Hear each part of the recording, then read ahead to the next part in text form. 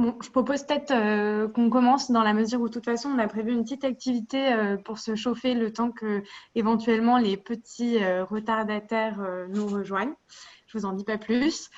Juste pour introduire très rapidement l'apéro, donc je m'appelle Clara. On a préparé cet apéro avec Alice et Leïla. Merci beaucoup à elles. Ce que je disais tout à l'heure, c'est que c'est la première fois qu'on fait l'apéro Youth Weekend en ligne. Donc, merci beaucoup à vous de jouer le jeu. Pour que vous soyez au courant, on a décidé d'enregistrer du coup ce premier apéro. Si jamais il y a quelqu'un à qui ça pose un souci, il n'y a pas de souci, mais écrivez-nous et on fera le nécessaire. Alors, on est très heureux de vous avoir avec nous. Et peut-être avant de revenir un petit peu mieux sur le thème dans un deuxième temps, je vous propose de vous replonger un peu dans vos souvenirs d'enfance et de faire un petit jeu. Donc, Leïla, qui est notre stagiaire programmation, va se mettre dans la peau de Julien Lepers pour nous faire un petit question pour un champion et tester nos connaissances pour commencer et attendre les prochains qui nous retrouvent. Vas-y, Leïla, à toi de jouer. Bonsoir à tous. Comme le disait Clara, on va faire un petit quiz pour commencer l'apéro. Et donc, ce quiz, il va se passer sur Kahoot. Donc, vous avez le lien juste ici. Et il sera également envoyé dans la conversation si vous voulez cliquer directement. Moi, ce que je vous conseille, c'est de vous connecter sur ce lien via votre téléphone portable. Comme ça sera plus pratique pour interagir. Attends, je vais le chercher. On vous laisse quelques minutes pour installer tout ça. Et donc, ce sera un quiz sur les médias et le climat. Et donc, une fois que vous êtes connecté sur le lien qui est écrit juste ici, vous pouvez rentrer le code du jeu. Et normalement, vous serez bien connecté. Je laisse le code affiché.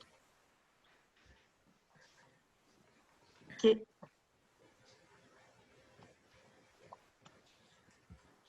« 28 25 634. » Alors, j'ai déjà quelques participants normalement qui ont rejoint.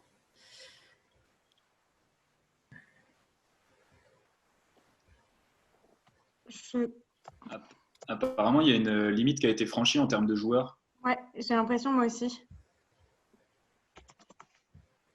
Alors, on n'a que 3 joueurs, donc c'est un peu bizarre. Ah oui, moi, ça me dit ça aussi. Ah, salut, Louane. Ouais, moi aussi, ça me dit ça. Ah, c'est embêtant. En fait, je pense que ça dépend de votre compte, du statut de votre compte Kahoot. Bon, bah, je pense peut-être qu'on peut faire les questions, on peut les faire à l'oral, c'est pas très grave, et on propose nos réponses, à l'oral. On n'a qu'à dire que c'est un test de rapidité et le premier qui a la bonne réponse, il le dit à voix haute, il n'a pas besoin de lever la main. Ok, on fait sur le chat, sinon, tes réponses. Ouais, sinon, on peut l'écrire sur le chat. Oui, ou sur le chat, si vous voulez. D'accord, on va faire ça. Je vais vous poser des questions et voilà. Donc, bonsoir à tous, bonsoir chacun, chacune. Nous sommes le 18 novembre pour un bon moment de confinement. Des participants, des réponses, des questions du suspense. Donc, voilà le programme de ce soir. On a 4 questions, 20 secondes par question, et pour essayer de monter sur le podium au final. Donc, pour les plus pointilleux d'entre vous, je vous préviens, ce quiz est basé sur des questions issues du sondage de Harris Interactive, publié en septembre 2019, intitulé « Écologie, engagement et solutions. Le regard des Français ». Vous êtes prêts? Oui, yes.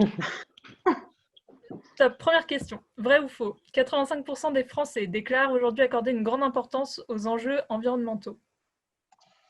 85% des Français, c'est beaucoup, hein, ça représente plus de 55 millions de Français. Alors, ouh là là là là. On voit a une Angèle les Petit. réponses arriver. Qui a répondu en premier? J'arrive pas à suivre qui nous a répondu en premier. La réponse est vraie. C'est Jason. Bravo, Jason a réussi à répondre en premier. Bravo Jason, félicitations. C'est vrai que c'est énorme, hein. 85% des Français, on ne s'y attendait pas, mais c'est pas mal. Deuxième question. En quelle année a été recruté le premier journaliste spécialisé sur l'environnement? j'ai 4 dates à vous proposer, 1962, 1985, 1998 ou 2004. Alors, à votre avis, ça commence par un 1. Deuxième indice, ça finit par un 8. Alors, est-ce qu'on a la bonne réponse? C'est 1998 qui a répondu. Pas mal. 98, pas mal. Pas mal, pas mal, pas mal. On a des bonnes réponses parmi les réponses des participants? Ouais. La première bonne réponse vient de Manon. Félicitations. Bravo Manon. Troisième question. Quel événement lié au climat a généré la plus grande couverture médiatique en 2019? Première option, la COP25 à Madrid. Deuxième option, la grève scolaire et la marche mondiale pour le climat. Troisième option, le discours de Greta Thunberg devant l'Assemblée nationale ou la découverte du Saphia arnasae en Papouasie-Nouvelle-Guinée. À vos claviers. On attend les réponses. Encore quelques secondes. Tania, t'as pas réussi à répéter COP25, grève et marche pour le climat, le discours de Greta Thunberg ou le Safiama Arnasae. Et la bonne réponse est le discours de Greta Thunberg. Et oui. Alors, est-ce qu'on a des bonnes réponses? On a une première bonne réponse qui vient de Louane. Bravo Louane. Félicitations Louane. Bon, pour l'instant, le podium, ça va être difficile de départager. Hein. les trois qui ont répondu déjà, il faudrait que vous soyez chaud là pour la dernière question. Dernière question. Quel pourcentage de Français est prêt à changer ses habitudes suite à la médiatisation de sujets sur le climat? Alors, 4 options encore pour cette question. 35%, c'est un peu modeste. 49%, presque la moitié, pas mal. 64% ou 81%, beaucoup. C'est beaucoup 81% quand même. Alors, 35, 49, 64, 81. Et la bonne réponse, c'est 81%. C'est énorme. Et alors, on a qui comme vainqueur pour cette dernière question? Je crois que la première bonne réponse vient de Jason. Ah, on a un vainqueur pour ce soir. Bravo Jason. Félicitations à Jason. Alors, bon. Super rapide. Ouais, question le roi du clavier. C'était pas facile, mais félicitations. C'était très pointueux, une belle victoire. Et je redonne tout de suite la parole à Clara. Il faut préciser que Jason a gagné une encyclopédie sur le climat en 77 volumes en papier recyclé. Il sera donc acheminé dans les plus brefs délais. Merci, c'est ce que je voulais pour Noël, ça tombe bien. Ça fait des cale-portes impeccables. Super, bon merci beaucoup Leïla. Désolée pour le petit couac de Kahoot, mais merci Leïla d'avoir joué le jeu et d'être devenue notre Julien Lepers le temps d'un moment, le temps de nous mettre en jambes pour cet apéro. Donc on est vraiment super contents que vous soyez là encore une fois. Donc merci beaucoup à tous.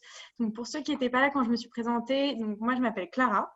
Donc, on travaille chez Convergence et on fait de la mobilisation autour des objectifs de développement durable.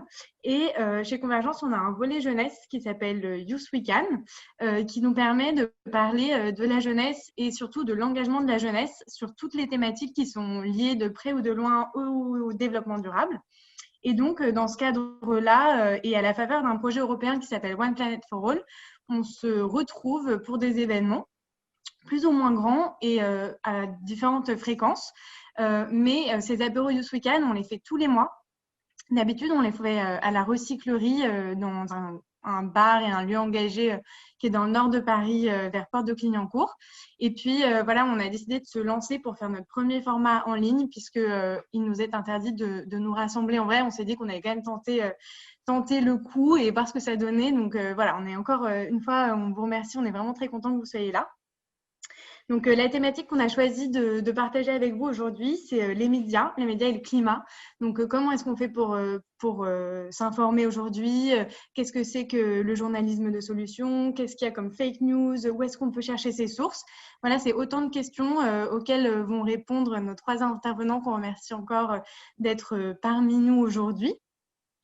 Je vais peut-être juste vous expliquer en 2-3 mots comment on peut se comporter sur Zoom pour ceux qui n'auraient pas vécu de confinement jusqu'à présent et donc n'auraient encore pas eu d'expérience sur Zoom, on ne sait jamais. L'idée des apéros Youth Weekend, c'est vraiment de favoriser à fond les échanges, le dialogue, de pouvoir se poser des questions, de réagir. Donc, vraiment, n'hésitez surtout pas. Vous pouvez écrire dans le chat, vous pouvez demander la parole en levant la main. Et puis, nous, on va juste arranger pour que tout le monde puisse parler et interagir. Donc, je pense que pratiquement tout le monde l'a fait, mais si jamais vous avez du bruit ambiant là où vous vous trouvez, n'hésitez pas à bloquer votre micro. Si jamais vous avez envie de nous montrer vos réactions sur votre visage, vous pouvez allumer votre caméra, ça fait toujours plaisir, mais si vous ne voulez pas, il n'y a pas de problème, on ne vous en veut pas. Si vous voulez discuter par message, il y a le bouton du chat qui vous est indiqué sur la capture d'écran, donc n'hésitez pas, on peut partager des idées, des réflexions, voilà, tout ce qui nous passe par la tête. Et si vous voulez poser des questions, levez la main. Et puis après, moi je vous dis, je vais juste donner des tours de parole pour qu'on s'y retrouve et comme ça, vous pourrez directement discuter avec les intervenants. Voilà, donc est-ce qu'il y a des questions là-dessus? Je ne pense pas. Bon, en tout cas, il n'y a pas de questions dans le chat, ni de main levée. Donc, si jamais il y a des questions de quelqu'un qui n'a pas compris comment ça marchait, je ne le saurai jamais. Ok, merci beaucoup. Juste pour vous donner 2-3 petites infos sur cette thématique-là des médias et du climat. On voulait vous dire déjà qu'en France, il y a une très grande majorité des gens qui considèrent que les médias ont réellement un rôle à jouer dans l'impact qu'on peut trouver au cœur de l'information. Donc voilà, c'est plutôt positif. Il y a beaucoup d'attentes qui sont entre les mains des journalistes, des influenceurs et de tous ceux qui peuvent prendre la parole de façon un peu publique et donc de tout ce corps de métier-là. En revanche, il y a quand même encore beaucoup d'attentes. Il y a 75% de la population qui considère qu'il y a encore beaucoup de choses à mettre en place pour améliorer. Donc, c'est à la fois positif et négatif puisque ça veut dire qu'il n'y a pas assez, mais ça veut aussi dire que c'est encourageant pour aller plus loin. Alors, peut-être avant de donner la parole à nos invités d'honneur ce soir, on se proposait de vous dire aussi la façon dont nous, chez Convergence, on traite cette question-là et comment est-ce qu'on décide de donner l'info. Donc, pour ça, je laisse la parole à Alice. Merci beaucoup, Clara. Moi, je m'appelle Alice. Je suis en service civique chez Convergence depuis juillet et je travaille à la communication. Et dans ce cadre, je réalise chaque semaine l'Hebdo 3.0 de Convergence, qui est une veille d'actualité positive. Donc, c'est-à-dire que c'est une sélection d'articles qui vient d'autres médias et qui sont tout le temps sur des thèmes positifs. Donc, 3.0, qu'est-ce que ça veut dire? C'est zéro exclusion, zéro carbone et zéro pauvreté. C'est donc ces 3 grands axes qu'on va retrouver dans l'hebdo. Et la manière dont moi, je vais sélectionner ces informations, ça va être à la fois sur le fond, évidemment, et sur la forme. C'est-à-dire que je vais rechercher des sujets positifs, mais également qui sont formulés d'une manière positive. En fait, l'idée derrière ça, l'angle qu'on a choisi chez Convergence, c'est d'éviter un discours qui peut être un peu parfois alarmiste ou fataliste sur le climat, et plutôt de choisir d'avoir un discours encourageant qui mène à l'engagement et qui soit positif. Donc, c'est ce qu'on a choisi. Vous pouvez trouver le lien pour vous abonner à l'hebdo dans le chat. Et je voulais dire que cet angle positif qu'on a choisi, c'est un angle qu'on retrouve dans plusieurs médias engagés.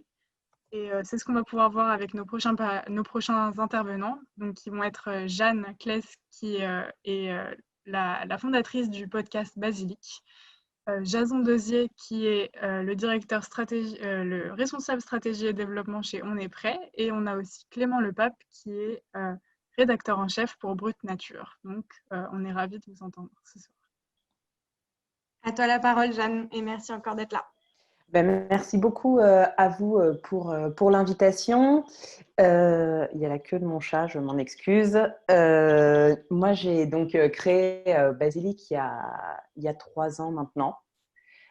3 ans depuis ce mois-ci, avec pour envie de mettre en avant des initiatives positives. Moi, avant de créer Basilic, en fait, j'ai une formation de juriste en droit de l'environnement, donc j'ai toujours un petit peu baigné dans cet univers, mais Mais voilà, il y a 3 ans, quand je vivais encore à l'étranger, c'était un petit peu compliqué pour moi d'avoir accès à la radio en direct, à toutes ces infos. Et donc, je me suis dit que le format podcast s'y prêtait bien. Il n'y avait à l'époque pas de podcast consacré à l'environnement, ou en tout cas, j'en avais pas connaissance. Et donc, je me suis dit que c'était l'occasion de se lancer. Voilà, Basilic, très concrètement, j'aborde des sujets très, très différents. Je peux parler d'énergie renouvelable, de zéro déchet, de mode éthique, de joaillerie, de finance. Enfin, voilà. L'idée, c'est vraiment de donner des pistes de réflexion et des clés sur… Attendez, pardon, je me fais agresser par ma bête. Izzy, excuse-moi, mais en fait, là, je travaille. Voilà. Et donc, Basilic, c'est vraiment l'idée, c'est de donner des clés aux auditeurs et aux auditrices pour qu'ils puissent ensuite piocher ce qui les intéresse, qu'ils puissent se dire « Ah bah tiens, j'avais pas pensé que effectivement la banque pouvait polluer, comment est-ce que je peux agir ?» Et en écoutant l'épisode et en écoutant l'invité raconter son projet, son parcours, ça peut inspirer. Voilà, c'était l'idée à la base et c'est toujours l'idée aujourd'hui avec Basilic et ça fait 3 ans, voilà. Super, super clair. Est-ce qu'il y en a parmi vous qui ont des questions ou des réactions par rapport à ce que Jeanne a dit? Puisque, comme je vous disais, vraiment, on essaie de favoriser au maximum les échanges. Donc, l'idée, c'est aussi de pouvoir prendre action soi-même si on a envie, si on se demande comment s'engager, de savoir un petit peu quels ont été les obstacles des uns et des autres. Donc, vraiment, n'hésitez pas. On est là vraiment pour discuter, hein. Malgré l'interface qui est un peu moins sympa que d'être tous ensemble dans un bar, on essaye de garder cette dynamique-là.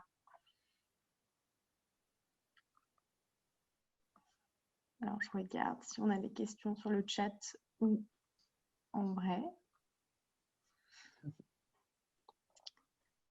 Non, personne n'a de questions pour Jeanne? Moi, j'ai une question pour Jeanne. Oui. Vas-y, Jason. Merci Jeanne.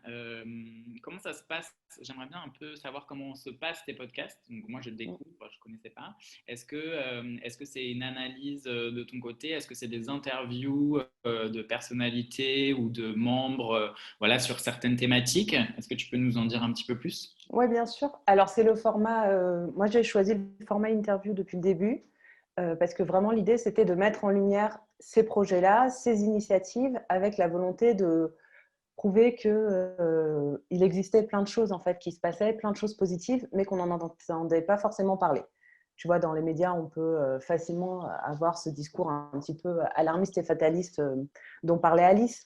Et donc, l'idée, c'était vraiment pour que les auditeurs et les auditrices se disent « Ah oui, bah, elle a mené sa transition de telle façon. » Ma première invitée, par exemple, c'était une ancienne graphiste qui s'est reconvertie et qui a créé une marque de pochons upcyclés. Donc, elle récupérait des tissus dans Lyon. Enfin, elle récupère toujours, elle fait toujours ça, mais elle récupérait des tissus dans Lyon. Elle a cousu énormément de sacs, de pochettes pour mettre sa baguette de pain, plein de choses comme ça. Et je suis partie de ça. Et après, en fait, j'ai varié un petit peu les sujets, mais toujours en gardant ce format interview parce que l'idée, c'était qu'on puisse s'identifier en tant qu'auditeur et auditrice dans le parcours de mon invité et qu'on puisse retrouver quelque chose qui résonne en nous. J'avais pas envie d'aller sur le côté média où, en fait, moi, je voulais aussi répondre à un besoin, c'est-à-dire que moi, j'écoutais beaucoup de podcasts natifs et je trouvais pas de podcasts consacrés à l'environnement. Tu vois, en 2017, mais des médias consacrés à l'environnement, j'arrivais quand même à en trouver. Avant de créer Basilic, j'étais journaliste juridique dans une revue spécialisée en droit de l'environnement, donc je savais où chercher. Donc naturellement, je me suis pas lancée vers cette voie-là.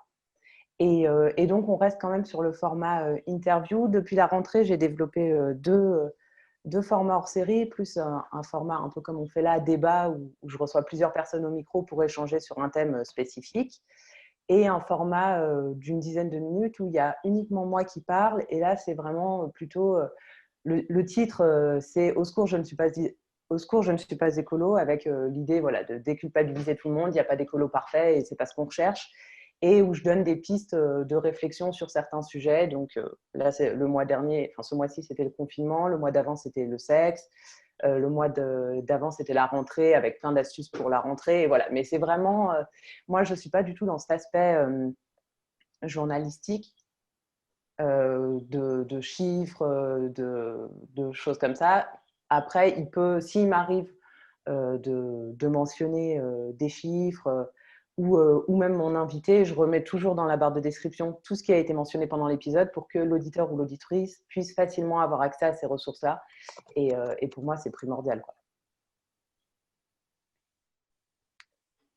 D'autant plus qu'il y a des sujets que je maîtrise plus ou moins. Par exemple, celui de la finance durable, c'est pas du tout un sujet que je maîtrisais, tu vois. Donc, c'est pour ça que j'avais choisi aussi ce format d'interview. Super. Guillaume, Jason, ça répond à ta question? Super. Guillaume, j'ai vu que toi, tu avais levé la main très scolairement, donc je t'en prie, à toi la parole. Oui, c'est pour éviter qu'il y ait une cacophonie. On ne sait jamais s'il y a 15 questions en même temps. Non, je voulais juste savoir quelles avaient été tes expériences en tant que du coup, juriste dans l'environnement. Enfin, est-ce qu'il y en avait eu au préalable de cette création de podcast? Est-ce qu'il y en a toujours d'ailleurs en parallèle de ce podcast, pardon?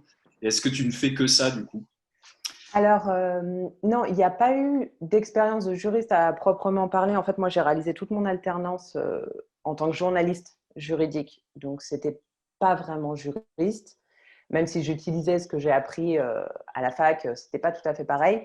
Et quand je suis sortie de la fac, après mon Master 2, en fait, j'ai rejoint une start-up de cosmétiques solides qui s'appelle l'Amazona, que vous connaissez peut-être pour certains d'entre vous. Et donc, j'ai rejoint Laetitia, on n'était que toutes les deux à l'époque. J'ai travaillé avec elle au départ, au lancement de sa marque. Et ensuite, avec mon compagnon, on a décidé d'aller s'installer à Hong Kong, donc en Chine. Et à Hong Kong, j'ai cherché du travail en tant que juriste. Et ça a été un petit peu la douche froide, puisque j'ai eu, je ne sais plus, 4 ou 5 entretiens dans des boîtes différentes. Et à chaque fois, on me disait, OK, super, alors, vous êtes juriste, comment est-ce qu'on va pouvoir contourner les lois?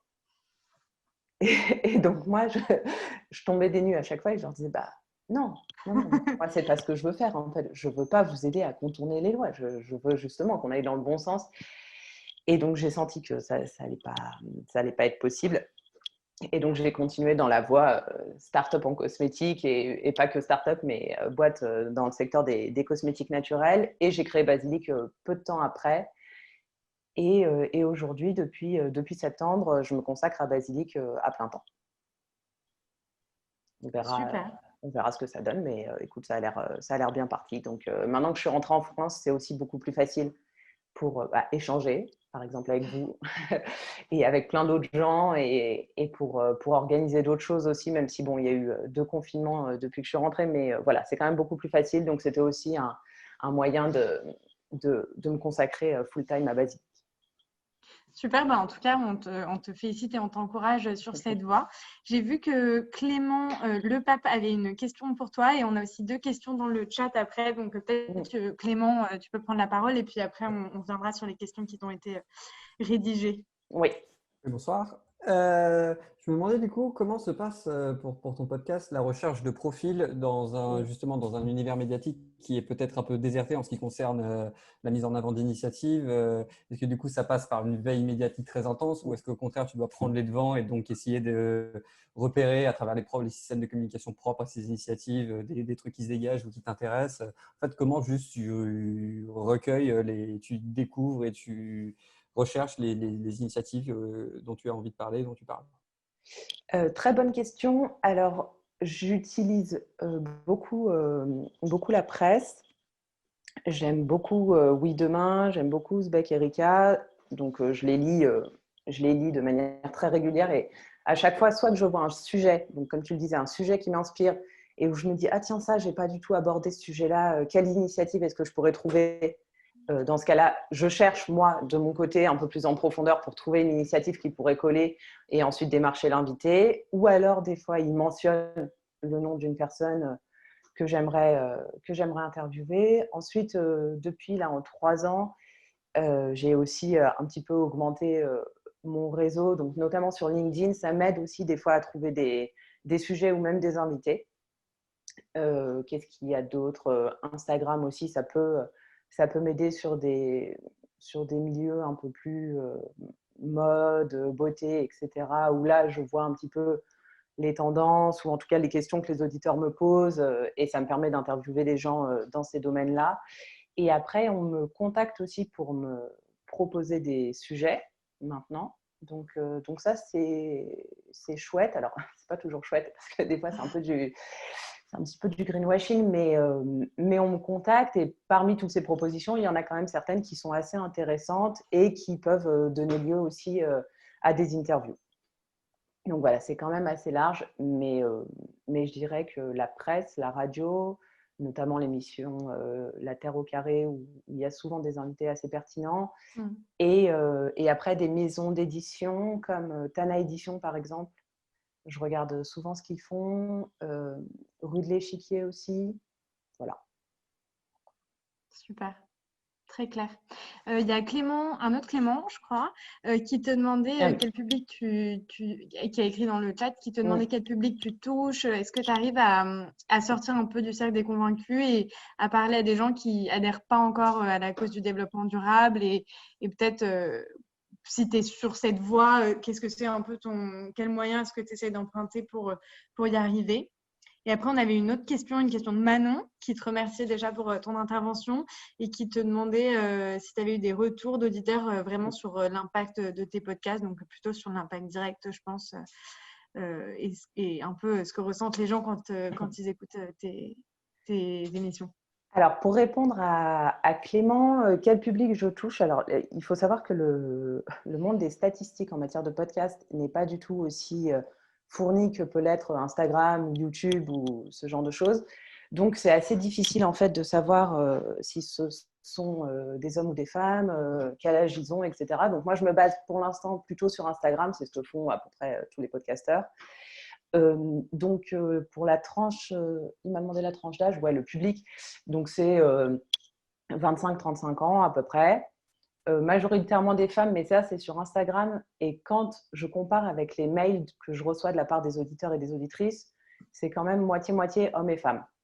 Donc, je me dis peut-être que sur Instagram, c'est plus des femmes qui me suivent, mais qu'en fait, les auditeurs et auditrices sont moitié-moitié. Ça, je ne sais pas trop. Est-ce que j'arrive à m'adresser à un public qui n'est pas encore sensible à cette cause-là? C'est tout l'enjeu. Évidemment, moi, c'est ce que j'aimerais et c'est ce que je vise, d'autant plus qu'en ayant choisi un podcast assez généraliste, ça me permet d'aborder plein de sujets. Donc, je me dis que même si on n'est pas sensible à cette cause-là, on va se dire, ah bah tiens, attends, je ne sais pas, l'énergie, ça me parle, ou la mode, ou l'alimentation. Et donc, on va pouvoir piocher un petit peu et ça sera la porte d'entrée vers une transition que j'espère plus globale. Est-ce que c'est le cas? Je pense que oui, j'espère. En tout cas, un petit peu. J'ai participé il n'y a pas très longtemps au Paris Podcast Festival et à la fin, une jeune fille est venue me voir pour me dire « Alors Jeanne, je ne suis pas du tout écolo, mais j'adore votre podcast. » Donc, je me suis dit que ça devait toucher aussi des gens qui sont un peu moins engagés. Donc, voilà, et c'est le but et j'espère en toucher le plus possible. Parce que si on touche que des écolos convaincus, c'est bien, mais c'est pas suffisant et ce n'était pas l'idée de Basilic à la base. Et Manon, sa question, des retours d'auditeurs ou de personnes interviewées sur l'impact des podcasts. Ouais, ça, j'en ai plein. C'est la magie d'Internet qui permet aux gens de me contacter assez facilement. Donc ça, j'en ai pas mal. Qu'est-ce que j'ai en tête là? Par exemple, sur l'impact du cornichon. Le cornichon qui est massivement importé d'Inde depuis des années et où en fait, en achetant, c'est assez difficile à tracer. On a peu d'informations sur le sujet et après avoir diffusé un épisode avec Elodie des Trois Chouettes, qui est une marque qui justement essaye de revaloriser le cornichon français et d'autres ingrédients. J'ai reçu pas mal de messages d'auditeurs qui m'ont dit « Mais Jeanne, j'avais jamais fait gaffe. » Et en fait, la dernière fois que je suis allée faire mes courses, j'ai bien fait attention d'acheter des cornichons français. Donc voilà, donc ce genre de choses, c'est toujours agréable. Après, pareil, sur des sujets comme l'énergie aussi, des sujets quand j'ai reçu, que ce soit Julie de chez Enercop ou Julien, le fondateur de Équateur, donc des fournisseurs d'énergie renouvelable et verte. Là aussi, j'ai eu pas mal de retours de gens qui m'ont dit, mais en fait, je n'avais jamais réfléchi à qui se cachait derrière ma prise électrique et à qui j'achetais mon électricité. Donc voilà, il y a quand même des retours sur l'impact et tant mieux. Et j'espère que ça éveille les consciences autant que possible. Super, top. Et Basilic, le nom de ta chaîne, est-ce que ça intrigue beaucoup de gens? Ouais, on me demande souvent. Et en fait, j'avais choisi basilic parce qu'il existe énormément de variétés de basilic différentes. Il y en a plein. Le basilic thaï, le basilic violet, enfin, il y en a des tonnes et des tonnes. Il y en a 200, je crois 230 ou quelque chose comme ça. Et je m'étais dit que c'était autant d'initiatives positives qui pouvaient avoir un lien avec l'écologie.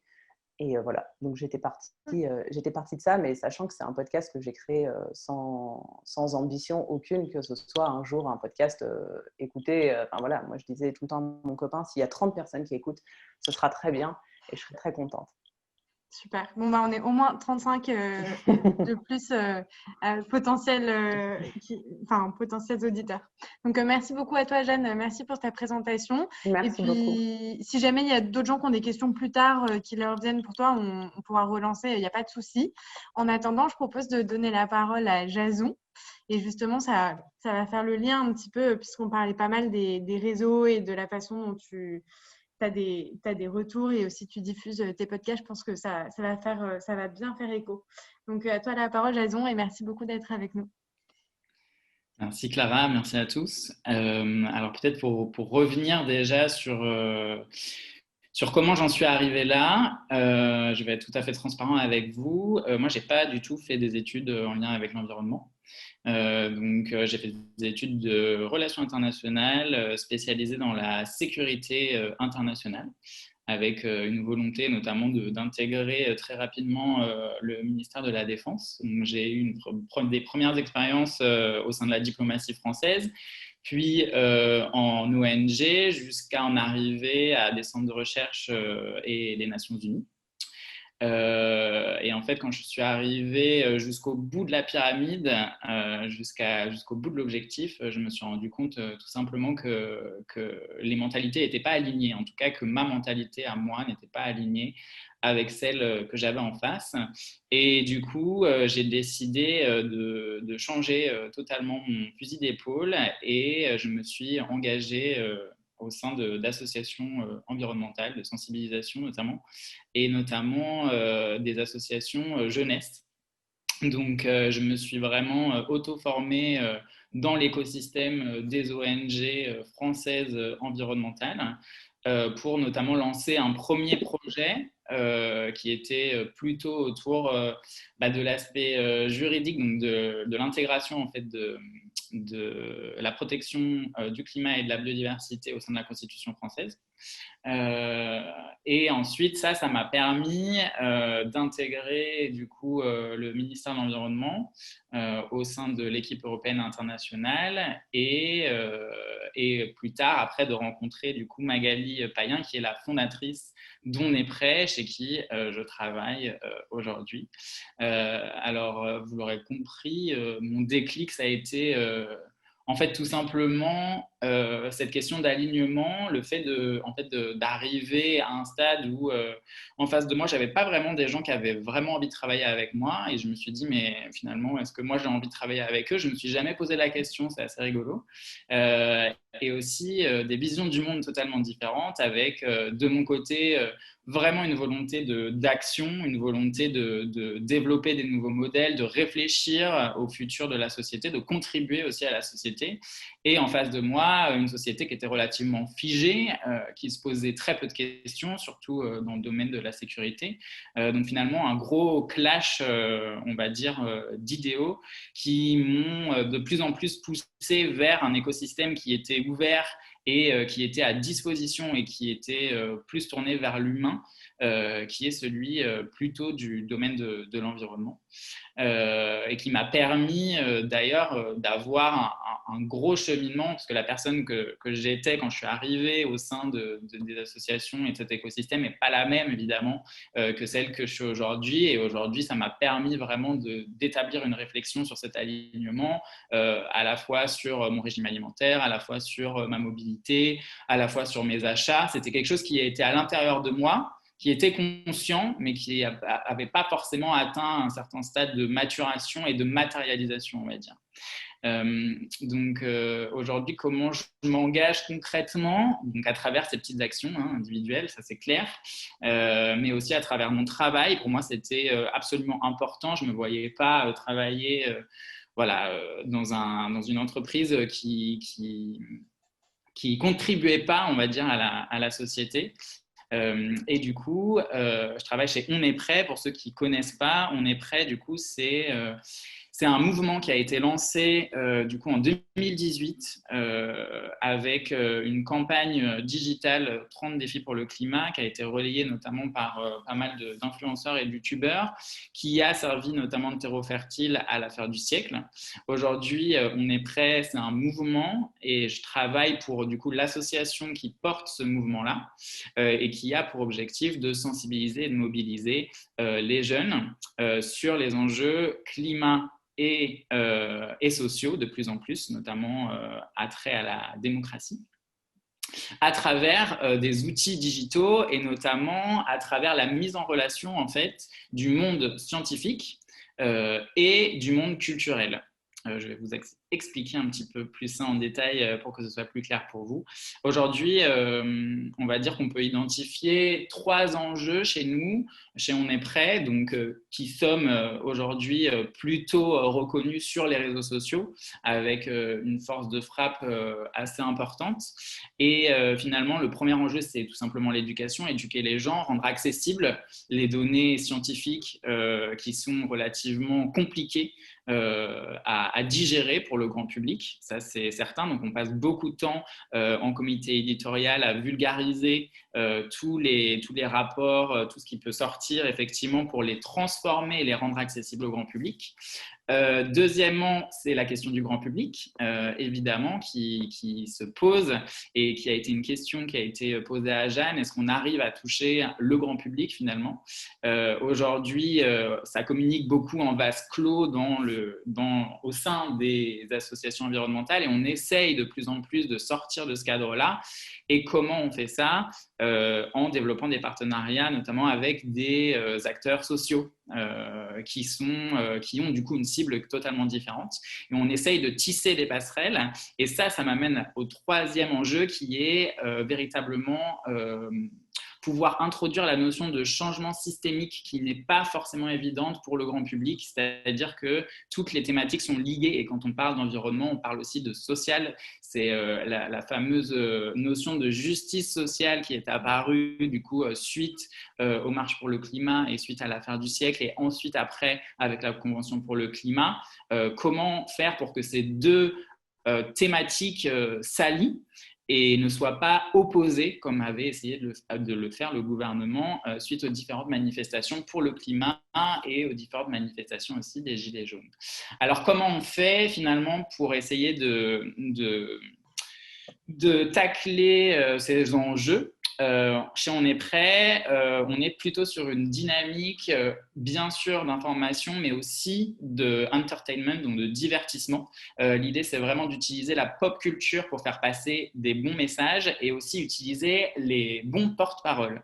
C'est vrai qu'à l'époque, en 2018, il y avait peu de personnes qui s'exprimaient sur les questions environnementales, il y avait peu de personnalités, il y avait peu de youtubeurs ou une toute petite niche de personnes qui s'exprimaient.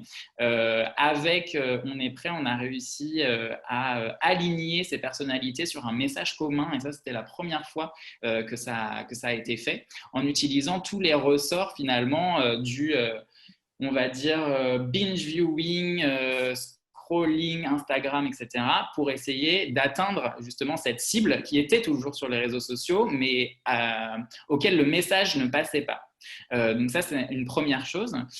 Aujourd'hui, comme je vous disais, on essaye vraiment dans toute la coordination d'acteurs qu'on fait, qui est une coordination un petit peu plus cachée, de mettre en relation les scientifiques et les acteurs culturels, et notamment en fait dans la perception du narratif qu'on présente. Donc ça, c'est le deuxième levier, c'est-à-dire toujours parler, et tu l'as dit Jeanne, utiliser des émotions positives, ne pas culpabiliser, parce qu'on s'est rendu compte tout simplement que en proposant des solutions, en utilisant des émotions positives, on va activer un levier qui est moteur d'action. Alors que si on utilise l'anxiété, ce ne sera pas le cas. Avec ces émotions positives, on va dessiner en fait plusieurs, on va dire, nouveaux récits. Aujourd'hui, on est plutôt aligné avec le constat de Cyril Dion, qui est donc producteur du film Le Demain. Si vous ne l'avez pas vu, je vous conseille, et initiateur aussi de la Convention citoyenne pour le climat. Qu'il y a véritablement une crise des imaginaires, qu'aujourd'hui on n'ose plus imaginer, on n'ose plus être créatif pour trouver des solutions. On s'enferme dans un système qui va dans le mur et on ne s'autorise pas à réfléchir au-delà de ce cadre pour proposer des solutions innovantes.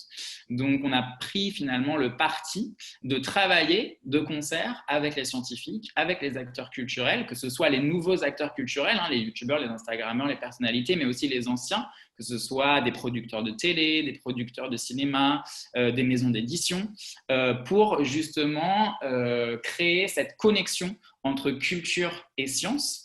Et c'est comme ça qu'aujourd'hui, en fait, on essaye de travailler sur comment changer et comment proposer des nouveaux récits et des nouveaux imaginaires qui soient sensibles et qui soient surtout proches de la réalisation d'une transition écologique sociale et sociale pour tous, à travers pas mal d'activités effectivement de lobbying pour au final dessiner et faire que, tout simplement, pour vous donner un exemple concret, pour faire que justement il y ait des petits on va dire indices dans vos séries télé, dans vos films, sur des comportements à avoir. Donc par exemple, on travaille en ce moment avec les producteurs de Plus belle la vie, qui est quand même la série française la plus regardée en France, sur comment est-ce que dans les gestes, dans les arcs narratifs des personnages, on va planter des graines pour que l'auditeur qui n'est pas sensibilisé ou qui est peu sensibilisé va se dire « Ah bah ça, je l'intègre dans ma vie tous les jours parce que je le vois à la télé ». C'est tout simplement reproduire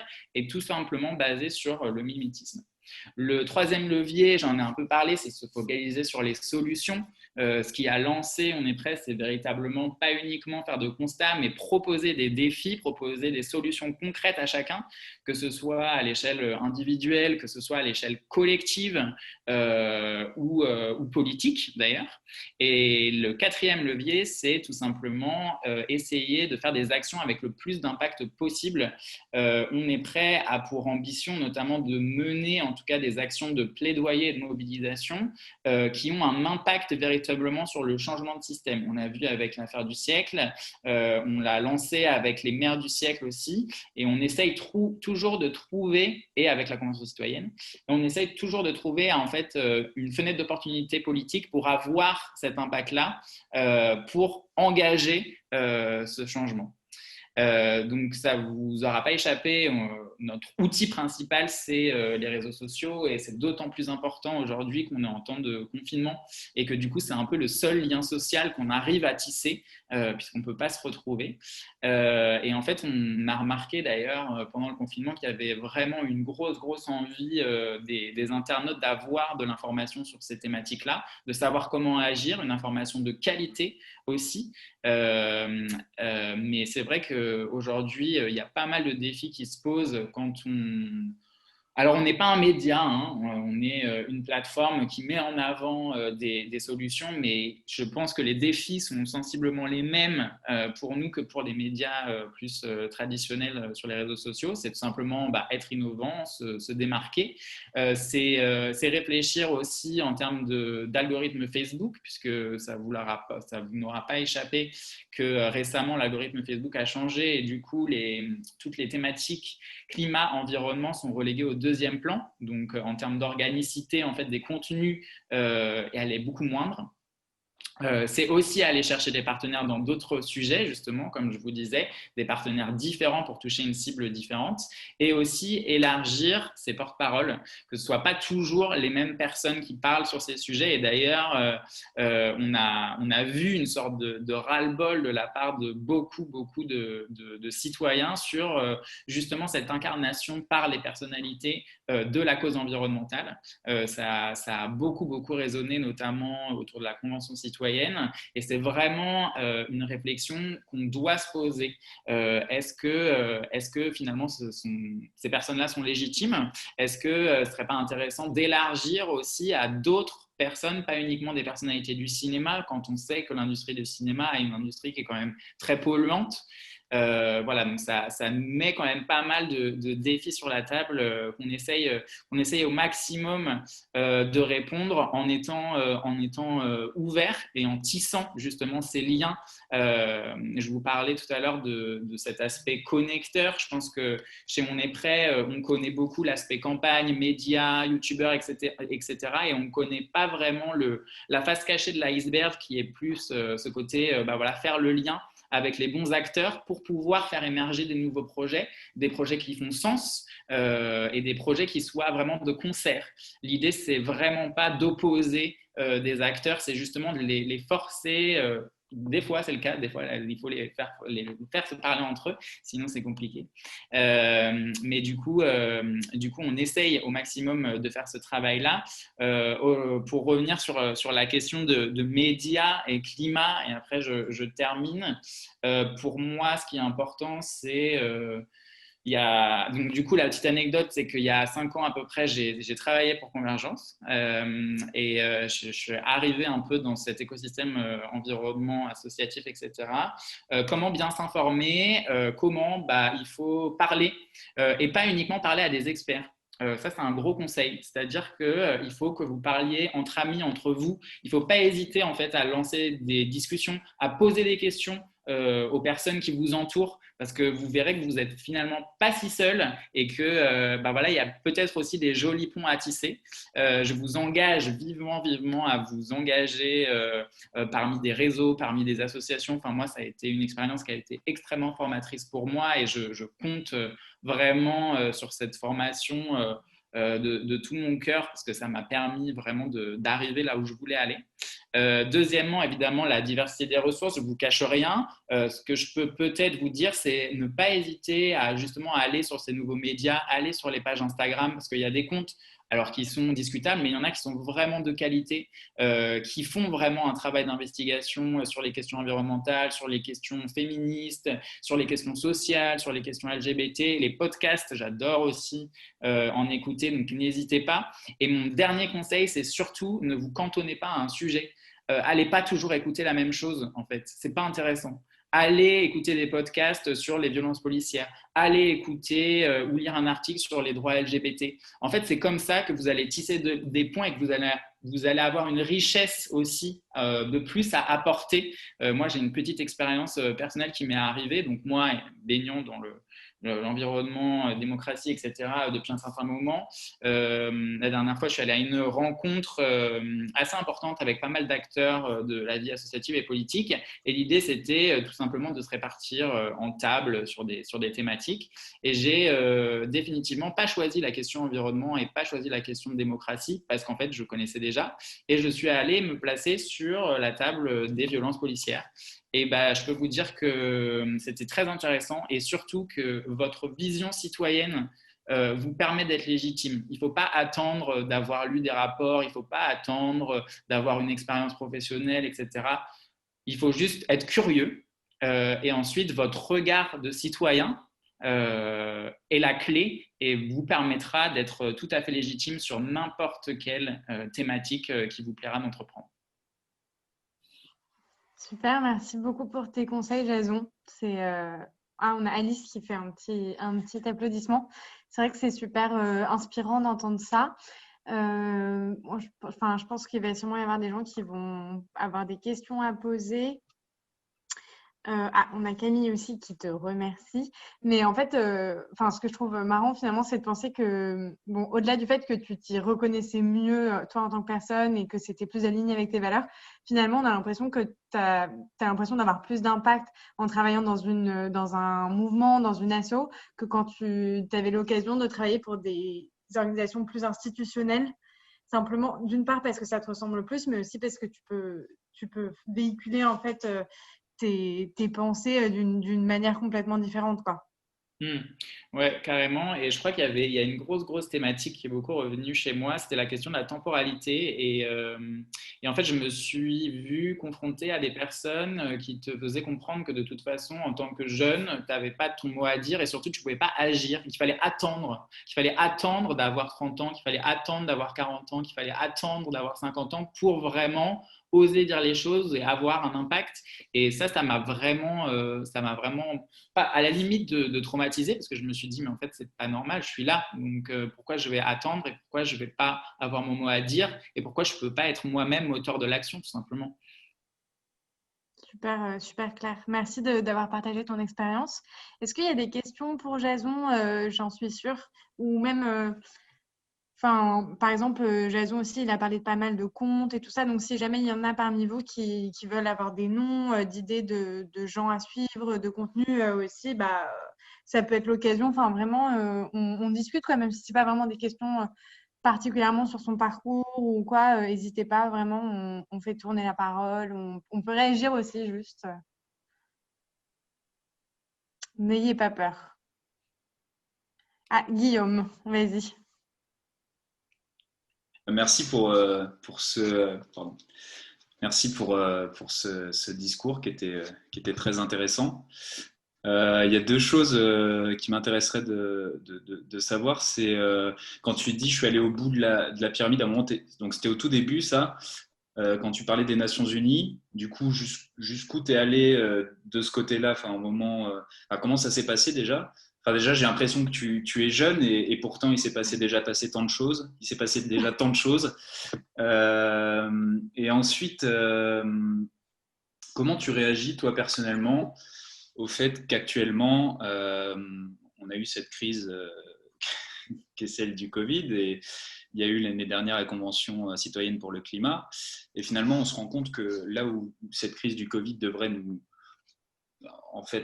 provoquer au sein des gouvernements et du gouvernement des changements drastiques en termes de systémique dont tu parles si bien.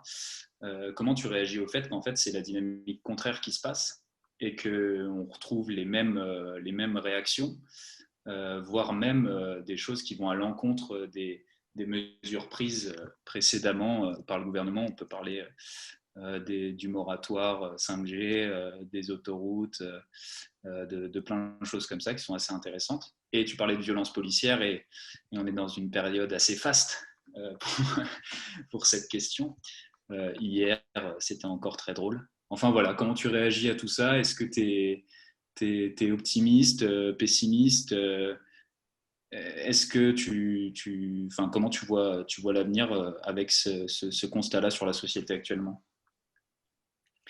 Ça marche. Merci de tes deux questions. Du coup, pour revenir sur la première, je disais que j'étais allée jusqu'au bout de moi-même parce que mon objectif, in fine, c'était vraiment de faire de la diplomatie d'une part, donc d'atteindre l'organe suprême de la diplomatie via les Nations Unies. C'était quand même un de mes gros objectifs. Moi, petit étudiant avec mes rêves et ma vision du monde telle qu'elle était à ce moment-là.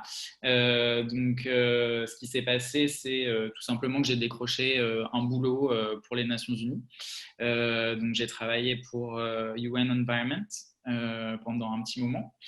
Et comme je le répétais, c'était pas forcément aligné avec ma mentalité. Et en parallèle de ça, comme je vous disais, j'ai fait des études de sécurité. Et du coup, j'ai voulu intégrer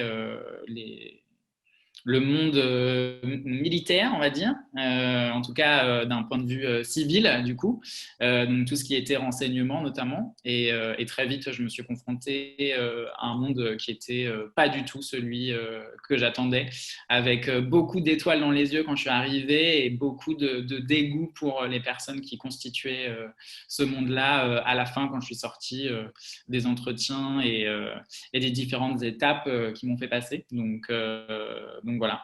Et pour ta deuxième question sur la vision du monde, c'est super dur, c'est super dur à répondre.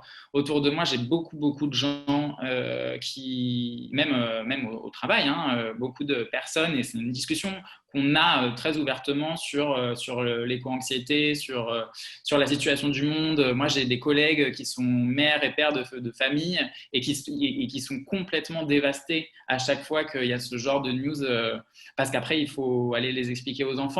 Et du coup, ça prend toute une autre dimension. C'est pas uniquement toi, c'est aussi voilà, toute ta famille qui est au centre du tableau.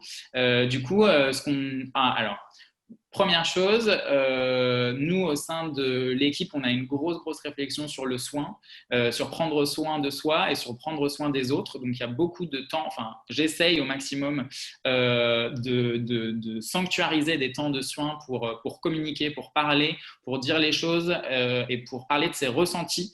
Ça, c'est un gros point d'orgue qu'on essaye de mettre en place chez nous. Après, moi, personnellement, je ne sais pas ce que c'est l'éco-anxiété. C'est pas quelque chose qui bizarrement, ça m'a jamais c'est pas posé problème parce que ça me questionne, mais on va dire que je suis quelqu'un qui est beaucoup tourné sur le challenge et sur le défi. Et oui, c'est un énorme défi, mais je suis sûr qu'il y a, d'ailleurs, il y a déjà des choses qui se font et il y a des choses qui continueront à se faire et qui iront dans le bon sens. Et ce qui me donne de l'espoir, notamment sur justement le côté absolument systémique et le fait que tu disais très justement que en fait ça s'entrecroisait et que de plus en plus on arrive à des décisions qui deviennent contraires. Aujourd'hui, elles deviennent contraires parce que je crois que en fait les luttes donc sociales, pour les violences policières, pour les femmes, environnement, etc., ne sont pas forcément connectées. Ou en tout cas, les personnes ne se parlent pas entre ces différentes luttes-là. Et du coup, en fait, on finit par travailler en silo, alors qu'en en fait, on pourrait trouver des alliés dans différentes luttes et construire vraiment quelque chose de commun. Aujourd'hui, j'ai l'impression qu'on est vraiment dans une dynamique de mon sujet, c'est celui-ci. Et du coup, voilà, moi, je me contente de faire telle marche. Je ne sais pas moi, telle marche des fiertés ou telle marche pour le climat ou telle marche pour les femmes. Et il y a vraiment un cruel manque de communication et un cruel manque justement de penser en fait la situation comme quelque chose de systémique et qu'en fait si on tire ou on pousse, je sais pas vraiment, le levier, en fait c'est pas uniquement à travers des questions environnementales, c'est comme je le disais à travers des questions sociales, à travers des questions d'égalité. Et en fait moi, ce qui me donne de l'espoir, c'est de voir à quel point de plus en plus il y a des jeunes personnes qui se saisissent de ces questions-là, qui n'ont pas peur de monter au créneau, qui n'ont pas peur d'aller parler aux entreprises, aux politiques, pour essayer de construire. Alors oui, il y a des portes qui se ferment. Oui, il y a des rires. Oui, il y a La dernière fois, c'était Camille Etienne qui était au MEDEF et qui a parlé de décroissance et qui s'est fait rire au nez par tous les grands patrons. Et oui, il y a ça. Mais d'un autre côté, avant, on n'avait pas cette porte d'entrée-là. On ne leur parlait pas en fait. Il n'y avait pas de communication, donc ils ne pouvaient pas savoir ce qu'on pensait. Alors oui, c'est encore un long chemin, mais moi je suis persuadée qu'avec le collectif et avec l'énergie citoyenne, la Convention citoyenne, c'est quand même génial. C'est l'une des premières mondiales avec l'Irlande. Et aujourd'hui, on parle d'une assemblée citoyenne au niveau international en un an. C'est quand même… je pense qu'il y a aussi des victoires petites et grandes et petites, qu'il faut célébrer et qu'il faut savoir célébrer malgré les défaites. Super, merci beaucoup Jason. Merci pour ta question Guillaume. Est-ce qu'il y a d'autres questions? Léo peut-être? Oui, s'il vous plaît. Salut Léo, vas-y, la parole est à toi. Moi, je suis étudiant, j'ai 21 ans et je me retrouve beaucoup dans ton profil. Et sur mon Instagram, j'ai différents thèmes, donc notamment les violences conjugales, les LGBT, climat, etc. Et je sais que quand je vais ouvrir Instagram, ça va être très engagé, qu'il y aura toujours un sujet qui va me passionner. Et donc, sur ta notion de soin, comment tu fais, comment toi tu gères entre j'ai envie de m'intéresser et de soutenir ces causes, mais aussi je dois prendre soin de moi? Carrément, merci beaucoup de cette question. Merci, parce que c'est quelque chose qu'on n'ose pas forcément aborder. Et donc, du coup, c'est top. Merci beaucoup. Comment je fais je ne veux pas déballer ma vie, mais moi, c'est des petits rituels qui me font du bien. Bon, alors là, c'est particulier parce qu'en plus, c'est en période de confinement, mais je travaille beaucoup, mais je sais que je me force à avoir des horaires et notamment des tranches horaires où c'est que pour moi. Donc moi, je connais un peu mes passions, donc j'adore la littérature. Donc je sais que le soir, avant de dormir, je lis 50 pages et en fait, ça me fait beaucoup de bien. Je sais que le week-end, j'adore cuisiner et je le fais. Je vais faire mes courses et je vais cuisiner. Et je me force, même si j'ai pas envie, et même si je suis tout seul, parce que je suis confiné tout seul avec mon chat, donc je ne veux pas faire à manger pour mon chat. Je le fais quand même parce que ça me fait du bien. Donc ça, c'est clair, des petits rituels qui font plaisir.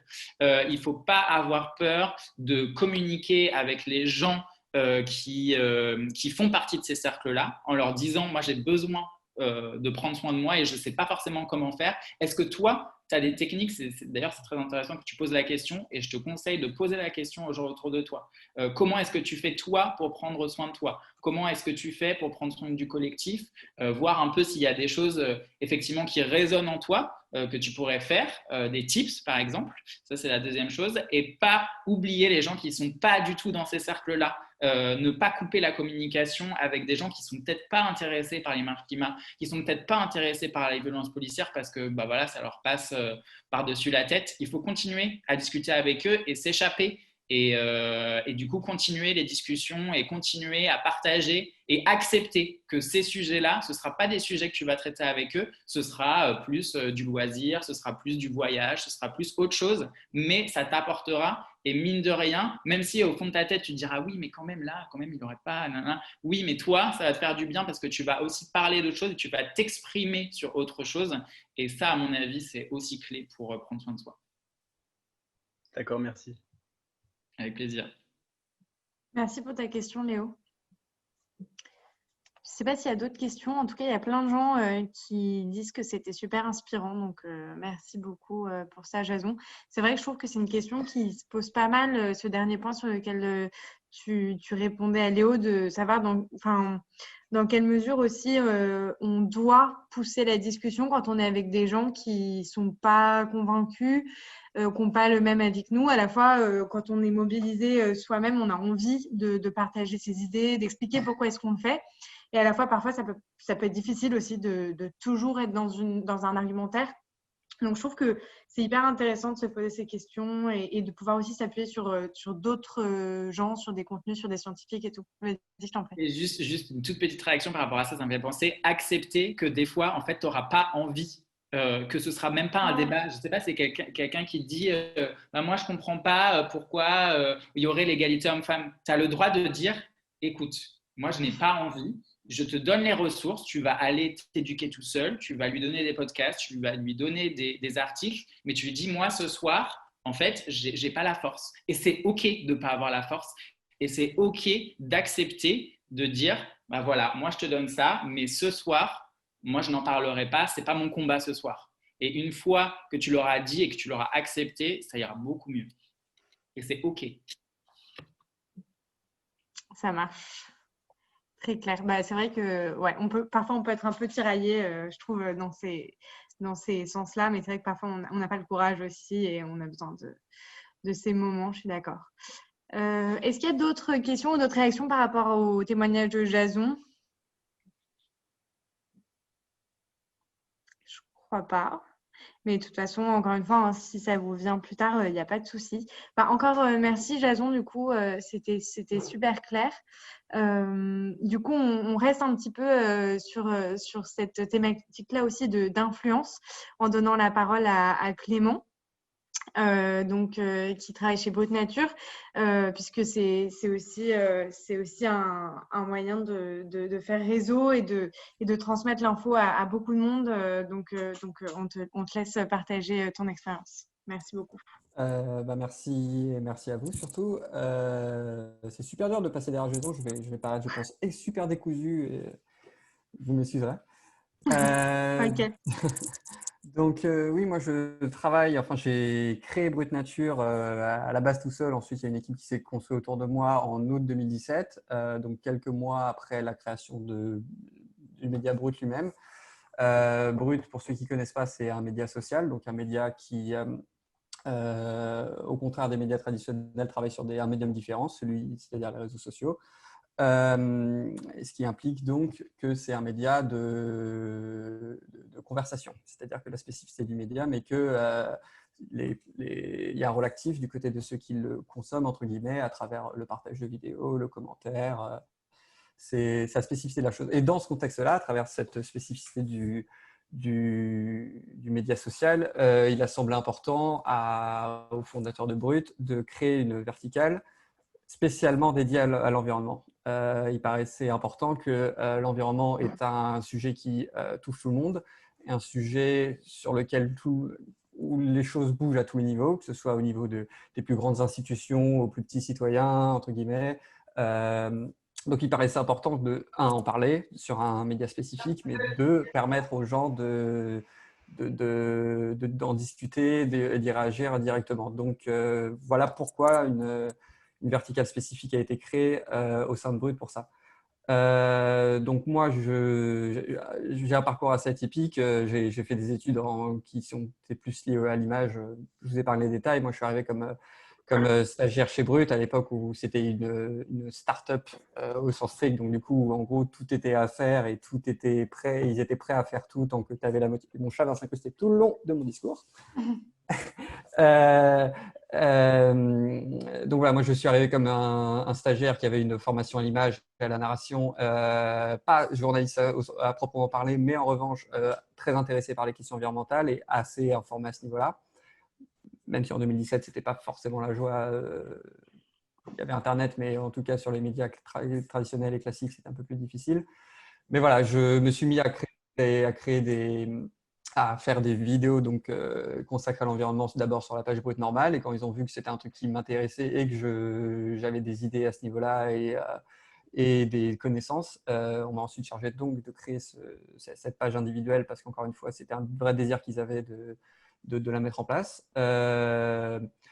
Voilà, donc ensuite, comment ça s'est constitué Brut Brut Nature, moi je pense que parmi les trois intervenants de ce soir, je représente plus la branche traditionnaliste des médias, c'est-à-dire que je suis un journaliste avec une carte de presse et j'ai un certain nombre de choses que je suis moralement, éthiquement obligé de faire, c'est-à-dire parler de l'actualité environnementale pure, parfois un peu froide et parfois un peu déprimante ou peu inspirante, mais ce qui se passe dans le monde réellement.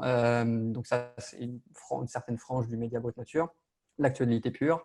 Mais ça, c'est donc un peu ce qu'on doit faire, mais il y a aussi des choses qu'on a choisi de faire, qui est effectivement la mise en avant d'initiatives environnementales, la mise en avant de mouvements militants, toutes ces choses-là qui ne relèvent pas de l'actualité pure, mais simplement de mettre en lumière des choses qui justement ne relèvent pas donc de la grosse actualité, si vous voulez. C'est-à-dire que, voilà, en janvier, oui, je parlais des incendies en Australie, mais je peux aussi parler d'initiatives de parcs solaires créés et gérés par des citoyens.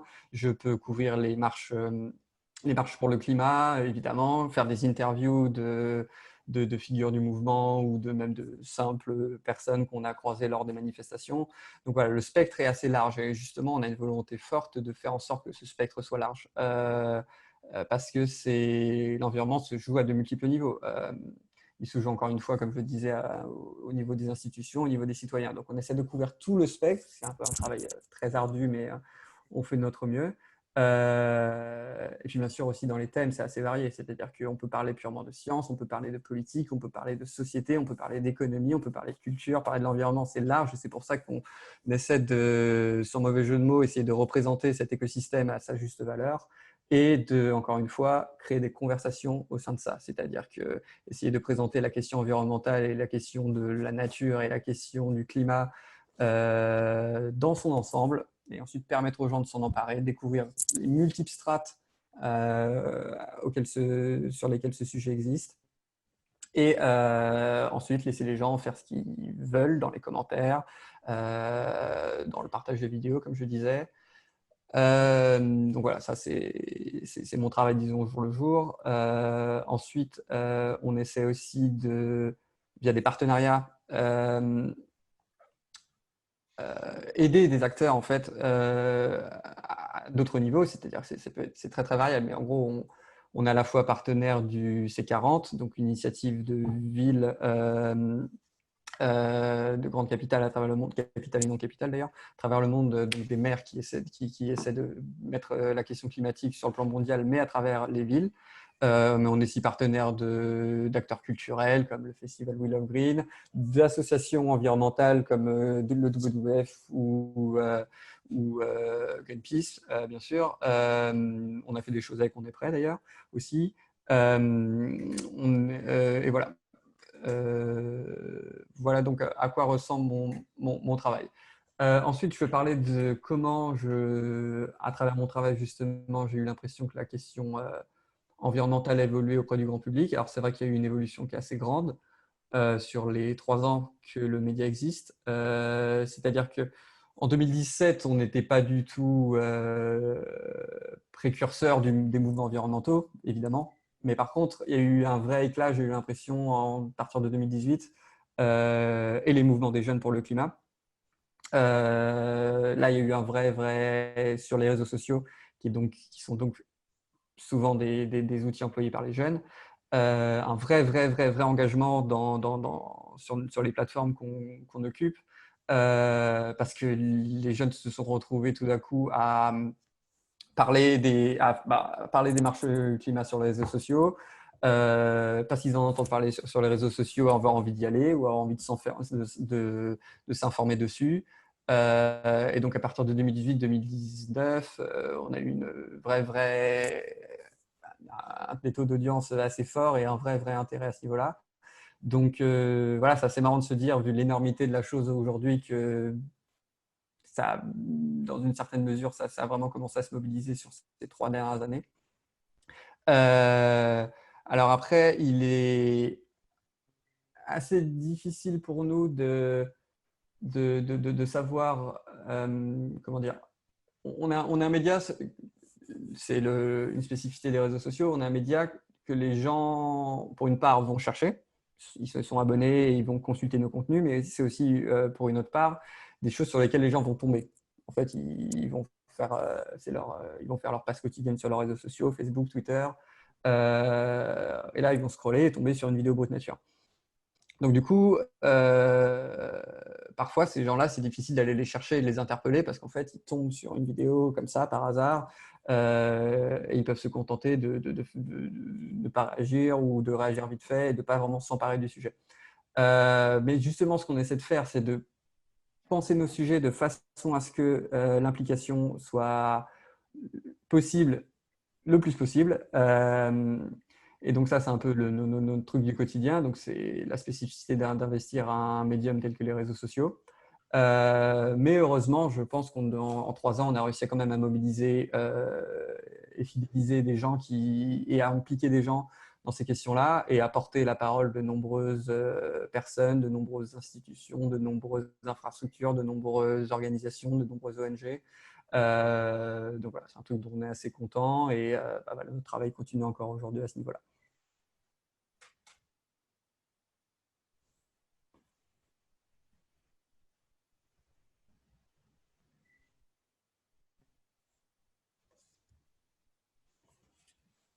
Alors, je n'entends pas Clara, que je vois parler par contre.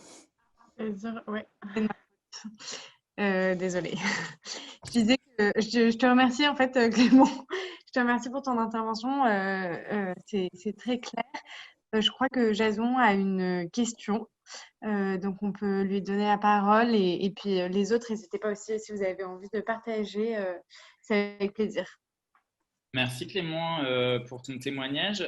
J'avais envie de savoir, quand vous avez lancé Brut Nature, est-ce que vous vous attendiez au succès que ça a aujourd'hui et comment est-ce que tu as vu cette évolution-là, notamment vis-à-vis de l'audience?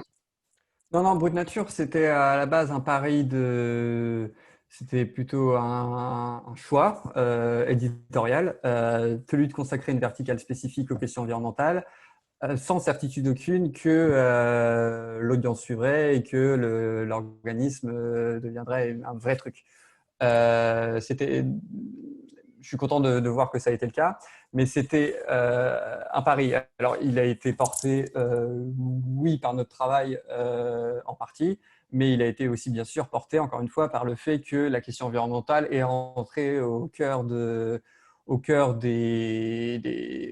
grand public, au cœur des jeunes qui sont des consommateurs des réseaux sociaux et qui consomment l'information à travers ce prisme-là.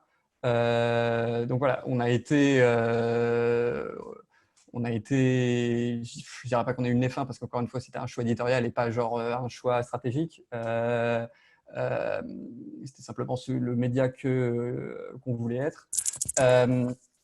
Et donc voilà, c'est simplement, on s'est donné les moyens de créer une vraie chambre d'écho aux questions environnementales et il s'avérait que le monde avait la même opinion en quelque sorte, que c'était effectivement un sujet important à investir et les gens ont fait ça de leur côté et on finit par avoir encore… Alors bien sûr, je me repose sur le fait que Brut lui-même est un média qui s'est lancé avec succès. Donc voilà, c'est le fait de différents éléments, pas seulement notre travail à proprement parler. Je ne sais pas si ça répond à ta question. Ouais. Super, merci Jason pour ta question. Il y a Jean-Baptiste qui te demande quel est le modèle économique de Brut Nature. On a un partenariat avec France Télévisions, c'est-à-dire que nos sujets sont diffusés sur l'antenne de France Info ainsi que France 5. On fait aussi, des vidéos qui sont des vidéos marketing avec des marques zéro déchet, des initiatives environnementales qu'on met en avant et en fait et que eux nous versent une somme d'argent contre ces trucs-là. Par contre, on est très sélectif de ces sujets-là, de ces vidéos-là, de ces partenariats-là. Je ne citerai pas de nom, mais il y a des grosses marques qui ont voulu faire des trucs sur Brut Nature et qu'on a refusé, des marques automobiles ou des grandes enseignes alimentaires. Et on les a refusés parce que c'était bien sûr hors de question. C'est juste une question de cohérence, voire même de décence de refuser un certain nombre de ces partenariats. Donc non, on est sur des initiatives, voilà, ça peut être des marques de déo zéro déchet jusqu'à des marques jusqu'à des formes de distribution alimentaire respectueuse de l'environnement. Donc voilà, donc c'est des contrats assez modestes, mais qui nous permettent d'alimenter quand même d'alimenter la machine, entre guillemets. Voilà, donc on passe essentiellement par ces biais-là. Après, il y a aussi une autre partie du truc, c'est les ad breaks. C'est-à-dire que les vidéos sur Brut Nature, pour une vidéo de 3 minutes, il y a un ad break au milieu de la vidéo. Donc, c'est une pub qui est au milieu de la vidéo. On peut sélectionner dans une certaine mesure les pubs qui sont diffusées à ce moment-là. C'est-à-dire qu'on refuse les pubs liées à l'alimentation, etc., ce genre de choses. Mais bon, ça, c'est un peu piloté par Facebook. Donc, on fait ce qu'on peut à ce niveau-là. Mais ça, c'est aussi une autre petite source de revenus pour nous. Très clair. Merci beaucoup. Ça répond bien à ta question, Jean-Baptiste. Yes, cool. Il y a Fanny aussi qui te demande si vous parvenez à embarquer les médias traditionnels. Donc on a France Télévisions, maintenant on sait, donc déjà… Oui. Est-ce qu'on parvient à embarquer les médias traditionnels ? Oui, c'est-à-dire qu'on intéresse les médias traditionnels je vais répéter, mais oui, France Télévisions, encore une fois, on a un partenariat avec eux. On peut on peut devenir une chambre d'écho pour des enquêtes environnementales qu'ils ont pu faire, par exemple, sur certaines de leurs émissions, etc., ce genre de choses.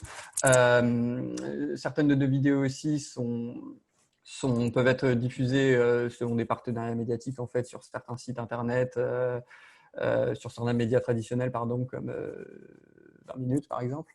Donc oui, ils sont intéressés effectivement par le fait qu'on ait un média qui traite un thème qui intéresse un public à qui on parle beaucoup. Donc du coup, oui, ils s'intéressent à nous, ils sont intéressés à diffuser nos vidéos. Après, je ne dirais pas qu'on a des grandes couloirs de communication avec des médias traditionnels. On est notre propre entité. Donc, au-delà de ces quelques partenariats qui sont assez rares et minoritaires, on reste un peu chacun dans son coin, ceci dit.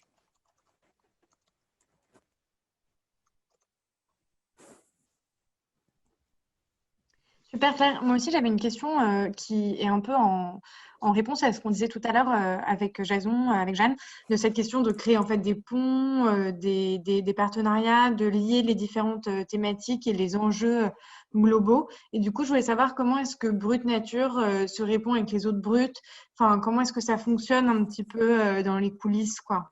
Oui, alors c'est un vaste sujet. C'est donc une partie de nos sujets, une bonne partie de nos sujets, est donc cross-posté, c'est-à-dire partagé par Brut France, qui est donc la page principale de Brut que ceux qui connaissent doivent connaître. Donc voilà, donc bien sûr, donc les sujets qui concernent plus spécifiquement la France, et c'est même des rendez-vous réguliers, c'est-à-dire qu'il y a un certain nombre de vidéos définies par semaine qui se retrouvent sur la page Brut France chaque semaine. Après, tous nos sujets sont traduits ensuite en anglais et en espagnol, parce que donc il y a des antennes de Brut dans différents pays du monde. Donc on a États-Unis, enfin toute l'Amérique du Nord, l'Amérique du Sud, l'Inde. On est aussi Brut fonctionne aussi beaucoup en Inde. Et donc, tous ces sujets sont traduits. Donc, encore une fois, on a des pages dédiées à la nature et à l'environnement et au climat spécifiquement dans toutes ces langues-là. Et ensuite, on a des pages brutes qui existent aussi dans ces pays-là et qui, à leur tour, cross-postent donc nos vidéos en langue espagnole et anglaise. Et donc, du coup, voilà, c'est une diffusion maximale. Alors, toutes nos vidéos ne sont pas cross-postées sur toutes les pages de brut qui existent à travers le monde. Mais voilà, comme on a la particularité d'être des sujets qui concernent en fait tout le monde, à tous les niveaux, dans tous les pays du monde, de tous les temps. C'est-à-dire qu'on fait des sujets qui concernent, parler d'environnement, c'est parler de tout, en quelque sorte, d'une certaine façon, et c'est pas avoir des limites de l'heure médiatique de ce sujet-là. Donc du coup, voilà, donc on communique et on transmet vachement toutes nos vidéos à travers toutes les différentes antennes de Brut à un rythme assez fort. Oui. Je ne sais pas si ça répond. Super clair, si, carrément, merci beaucoup. Alors, sur le chat, on a Clément qui dit que c'est pas vraiment une question, mais qu'il a l'impression que Brut, c'est vraiment un des médias qui a le plus d'impact sur la jeune génération. Donc, il dit merci pour transmettre les messages qui comptent auprès des jeunes. Et on a une question de Louane qui demande combien de personnes en moyenne vous touchez à travers les vidéos. C'est variable, mais allez, vous savez quoi, je vais pouvoir vous donner des statistiques. Hop, j'ai le truc ouvert devant les yeux. On vient de publier une vidéo là, il y a 2 heures à 18h19. Là, elle a atteint 105 000 personnes sur Brut Nature France. La vidéo qui a été publiée ce midi a touché 304 000 personnes. Donc voilà, donc ça se compte en centaines de milliers de personnes pour une vidéo moyenne. Alors attention, toucher une personne sur les réseaux sociaux ne veut pas dire qu'elle a regardé la vidéo, et encore moins regarder la vidéo dans son intégralité, c'est-à-dire que la vidéo lui est tombée sous les yeux. Et elle a pu littéralement scroller ou quitter la page dans la seconde qui a suivi. Mais voilà, pour vous donner un ordre d'idée de la diffusion assez rapide qu'une vidéo, qu'un média comme Brut, c'est-à-dire encore une fois un média assez bien installé, peut avoir. Mais après, pour des vidéos avec un fort taux de réaction. Les choses de l'algorithme Facebook font que ça se diffuse encore plus rapidement. Et que pour le coup, ces vidéos-là, elles sont encore plus regardées. Donc là, on parle des vraies vidéos qui sont des vrais succès. Et là, on peut atteindre plus d'1 million de personnes à travers le monde sur une vidéo donnée. En langue anglaise, bien sûr, plus facilement qu'en langue française. Mais voilà, donc encore une fois, une centaine de milliers de personnes en moyenne pour une vidéo normale, entre guillemets. Encore une fois, pas forcément une vidéo regardée dans son intégralité. Et après, c'est ce qu'on réussit à faire assez régulièrement, une vidéo à succès, là, il peut y avoir 1 million, 1,5 million de personnes qui par contre là, vont la regarder, vraiment la regarder. Super. Great success. Merci beaucoup. Paul, je vois que tu as une question. Oui, merci beaucoup à tous les trois. J'ai trouvé ça passionnant. Merci beaucoup. Alors, justement, j'ai une question qui s'adresse à vous trois. Peut-être pour celles et ceux qui sont avec nous et qui ont envie de s'engager dans des voies telles que celles que vous avez choisies. On a remarqué qu'il y avait quand même un point commun très fort entre les trois intervenantes et intervenantes de ce soir. Et donc, ma question serait, est-ce qu'il est indispensable d'avoir un chat chez soi pour créer du contenu, partager du contenu? Et au-delà de cette question-là, je voudrais savoir si vous aviez un conseil à donner à celles et ceux qui ont justement envie de commencer à faire un premier pas pour créer du contenu qui aurait vocation à être partagé très largement dans une perspective médiatique. Par où commencer? Quel serait votre conseil pour ces personnes-là? Merci beaucoup et merci encore pour toutes vos interventions.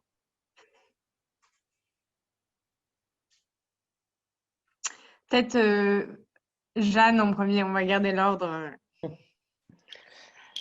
Ouais, alors le chat, c'est indispensable. C'est pour prouver qu'on n'est pas des écolos parfaits, c'est très important.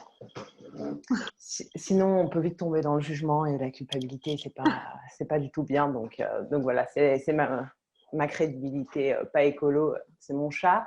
Et pour les gens qui ont envie de s'engager, alors déjà, faites-le, même si c'est pas parfait, même si vous avez l'impression qu'il y a plein de choses qui se font. Déjà, si vous le faites avec envie, avec passion, avec le cœur, ça marchera forcément, ça touchera forcément des gens. Et moi, à titre d'exemple, j'ai commencé Basilic en 2017. Je pense qu'en France, il y avait même pas 20 podcasts indépendants. Ou peut-être il y avait très, très peu de podcasts indépendants. C'était pas du tout connu. On n'avait pas ce réflexe-là. Et voilà. Et même si Basilic était resté très confidentiel, j'aurais été tout à fait satisfaite de pouvoir me dire que je touchais déjà quelques personnes et de savoir que par mois maintenant il y en a des milliers et des dizaines de milliers, c'est encore mieux, mais évidemment commencer avec quelque chose qui vous anime et bien vous renseigner. Jason l'a mentionné tout à l'heure, et les comptes Instagram, c'est vrai qu'il y a plein de comptes Instagram qui peuvent vous aider à vous informer. Néanmoins, comme je le disais tout à l'heure, restez quand même bien vigilant de surveiller les sources. Il y a des très très bons comptes Instagram, et quand ce sont des très bons comptes informatifs, en général, les sources sont bien mentionnées dans leur description ou dans le post, et donc voilà, ça peut aussi attester de la qualité du contenu. Après, sur la forme à choisir, faites ce qui vous semble le plus pertinent pour vous. Moi, j'aurais pas du tout aimé me filmer, par exemple. Ça m'aurait angoissé plus qu'autre chose. Donc, je préférais la voix. Voilà, faites ce qui vous semble le mieux pour vous, et commencez déjà à en parler autour de vous, à toucher votre cercle d'amis, votre famille, vos proches, et petit à petit, ça va rayonner. On a besoin de gens qui s'investissent et qui diffusent du positif en ce moment. Top. Merci beaucoup, Jeanne. Jason, tu nous as déjà donné des conseils tout à l'heure, mais si tu veux à nouveau prendre la parole, je t'en prie. Oui. Je dirais déjà que c'est indispensable de se lancer. Aujourd'hui, de toute façon, vous n'êtes pas lancé, donc vous ne perdez rien en soi. Et surtout, il n'y a pas d'échec. Enfin, l'échec n'existe pas. Il n'y a que des victoires. C'est une perception de l'esprit, l'échec. Parce qu'on apprend toujours peu importe, des succès, mais aussi des erreurs. Et finalement, il n'y a personne qui arrive à un chemin idéal en n'ayant aucun échec. C'est ce qu'on vous fait croire, mais ce n'est pas le cas. Donc, au contraire, il faut tomber plusieurs fois. Et il faut apprendre de tout ça pour arriver justement à la victoire. Mon deuxième conseil, c'est pensez pas que vous êtes tout seul, donc comptez aussi sur le pouvoir du collectif. Donc, parlez de vos envies autour de vous, entourez-vous, faites ça à plusieurs. On oublie souvent la force du collectif, mais elle est quand même assez énorme et elle vous permettra à la fois de vous lancer, d'être plus sûr de vous et de vivre une expérience collective. Et notamment, je reviens sur le thème du soin, prendre soin du collectif, c'est aussi prendre soin de soi. Donc, ça vous apprendra aussi cette dynamique-là. Et la troisième chose, je dirais, pas hésiter à tisser les ponts qui ne sont pas forcément tissés. Donc, ne pas hésiter à mélanger les arts, si c'est la musique, si c'est la danse, si c'est le théâtre, si c'est l'écriture. N'hésitez pas à mélanger. Dans l'idée, moi, j'ai peut-être un exemple d'une jeune femme qui a lancé un compte Instagram qui s'appelle Dear Lobbies et qui adore écrire. Et en fait, elle écrit un peu des dystopies. Bah voilà, c'est mélanger son amour pour l'écriture avec son engagement pour l'environnement. Et bah, faites ça si ça vous anime. N'hésitez pas à créer des choses nouvelles et à tisser des ponts entre les arts, parce que c'est grâce aux arts notamment que vous allez toucher les émotions des gens et c'est à travers ces émotions-là qu'on arrive à les faire se bouger et s'engager. Super, merci beaucoup Jason. Clément, est-ce que tu veux rajouter un petit mot? Oui, non, il n'est pas nécessaire d'avoir un chat pour s'engager, il est nécessaire d'en avoir deux. Ouais. Il y en a un qui est plus proche de l'écran que l'autre quand même. Ouais, l'autre, il était derrière l'écran en fait. Littéralement en train de m'observer les yeux dans les yeux, c'était extrêmement inquiétant. Premier conseil que j'aurais, ne doutez pas de l'importance de s'engager sur les questions environnementales, quel que soit le type d'engagement que vous faites, et ne doutez pas d'un seul instant, que ça paraît évident, mais que la question environnementale est une chose pas seulement importante, mais cruciale et définitive aujourd'hui. Et donc, se pencher sur ce sujet et se pencher sur, à mon avis, ce qui est la question définitive de notre époque. Et ensuite, ne doutez pas non plus du fait que votre engagement est significatif, parce que déjà, il est significatif pour vous-même.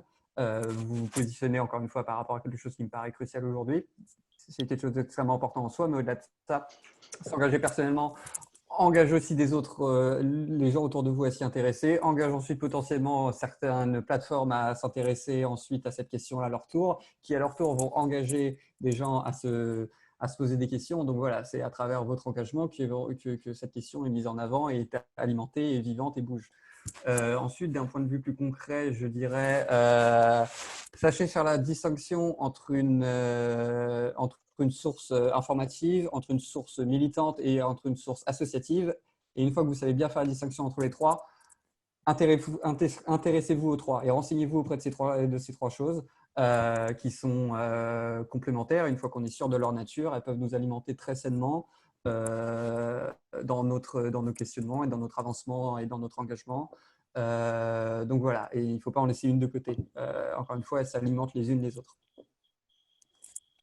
Super, super, super. Bah, merci beaucoup à tous. Est-ce qu'il y a d'autres questions par hasard qui n'auraient pas été soulevées ou partagées? J'ai pas l'impression, mais en tout cas, merci beaucoup à tous les trois pour vos interventions et surtout à tous les participants d'avoir été parmi nous ce soir et d'avoir joué le jeu avec nous pour notre premier apéro en ligne. Écoutez, je pense que c'est une expérience qu'on refera. Comme je vous disais, nous, d'habitude, on les fait en vrai, on se retrouve, on va dans un bar, on se rencontre. Puisque en ce moment, c'est pas possible, probablement qu'on refera des événements en ligne pour les apéros. En tout cas, pour être au courant, le mieux, c'est de nous suivre sur les réseaux. Sur les pages Youth Weekend et sur les pages Convergence, nous écrire, nous donner des idées, des suggestions si vous aimeriez beaucoup avoir une thématique abordée dans les apéros.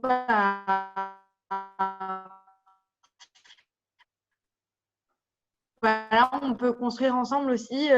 Et puis, vous pouvez écrire dans le chat si jamais vous avez des idées à partager aussi, comme l'a proposé Alice. Merci encore et très bonne fin de journée. Et bon courage à tous pour la fin de ce confinement. Rapide, on espère. Au revoir. Merci à vous. Merci beaucoup. Merci beaucoup. Merci à tous les trois. C'est Au un revoir. grand Bonne plaisir soirée. de vous Au recevoir. revoir. Bonne soirée, bon courage à tout le J'espère monde. qu'on pourra se rencontrer bientôt. Avec plaisir. Voilà.